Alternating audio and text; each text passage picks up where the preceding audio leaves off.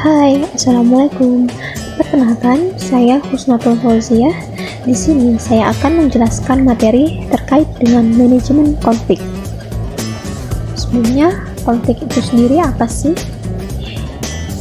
Konflik itu sendiri adalah suatu proses sosial di antara dua individu atau kelompok di mana satu di antara satu pihak berusaha untuk menyingkirkan pihak lain dengan cara menghancurkan atau membuatnya tidak berdaya dengan cara yang disertai dengan ancaman dan kekerasan. Biasanya konflik dilatar belakangi oleh perbedaan ciri-ciri yang dibawa individu atau kelompok dalam suatu interaksi sosial. Selanjutnya, mengapa sih konflik itu bisa terjadi? Ada 3 penyebab mengapa konflik itu bisa terjadi. Yang pertama, karena adanya perbedaan pendirian dan keyakinan antar individu. Yang kedua, perbedaan kebudayaan. Dan yang ketiga, perbedaan kepentingan. Nah, setelah kita mengetahui penyebab konflik itu terjadi, selanjutnya adapun dampak-dampak dari terjadinya konflik.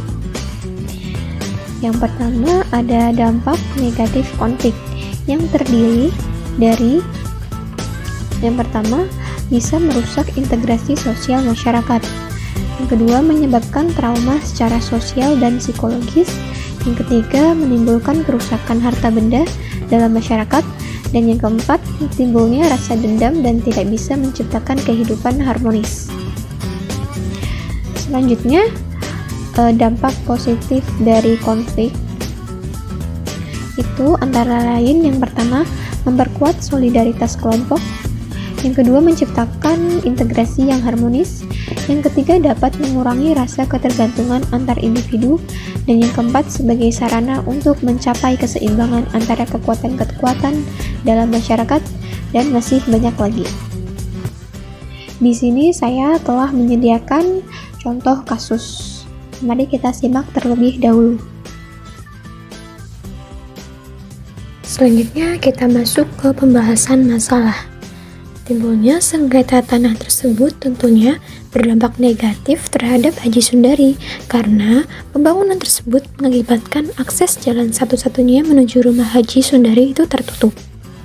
Dalam kasus penyerobotan tanah, para pihak dapat memilih apakah permasalahan tersebut akan diselesaikan di pengadilan ataukah diselesaikan di luar pengadilan atau non-litigasi. Jika kasus tersebut melalui jalur litigasi, maka dibutuhkan biaya yang banyak dan waktu yang lama.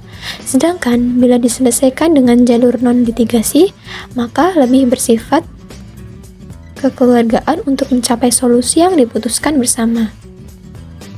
Kemudian, langkah apa yang harus dilakukan oleh Haji Sundari terhadap kasus yang menimpanya? Selanjutnya kita analisis permasalahan tersebut. Pada tahun 2014, ketika terjadi pembangunan septic tank yang dilakukan oleh Haji Aisyah di depan rumah Haji Sundari itu mengakibatkan tertutupnya akses jalan masuk ke rumah Haji Sundari. Haji Sundari pun telah menegur Haji Aisyah dengan memberikan pernyataan bahwasanya sebagian tanah yang akan dijadikan septic tank tersebut adalah tanahnya. Namun Haji Aisyah itu mengelak jika tanah tersebut sebagian adalah milik Haji Sundari.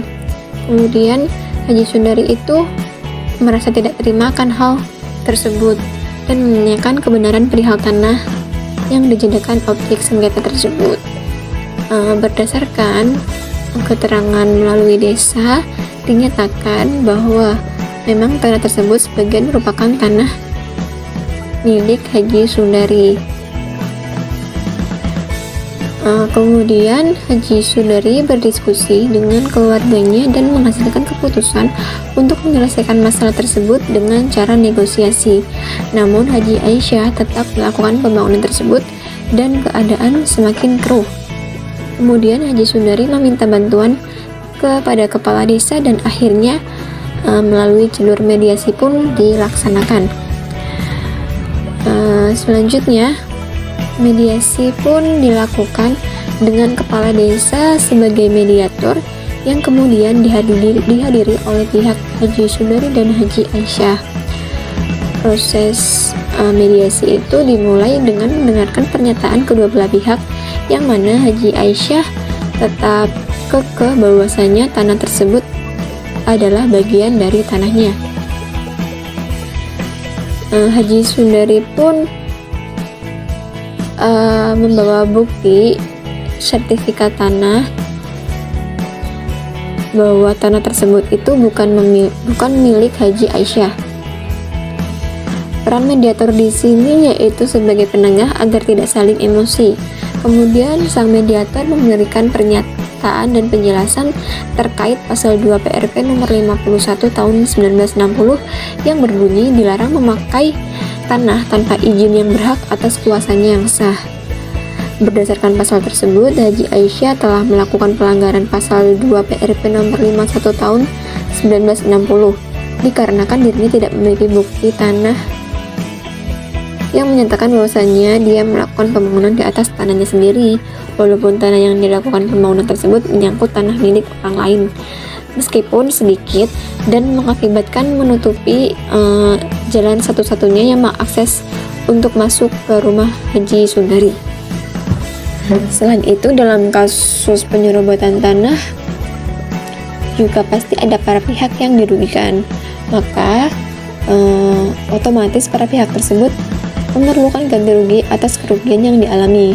Dari hasil mediasi yang sudah dilakukan menghasilkan keputusan bahwa kedua belah pihak telah sepakat Haji Aisyah dapat meneruskan pembangunan septic tank miliknya, namun harus memberikan kompensasi sebesar 20 juta kepada Haji Sundari guna membuat akses jalan lain menuju rumahnya.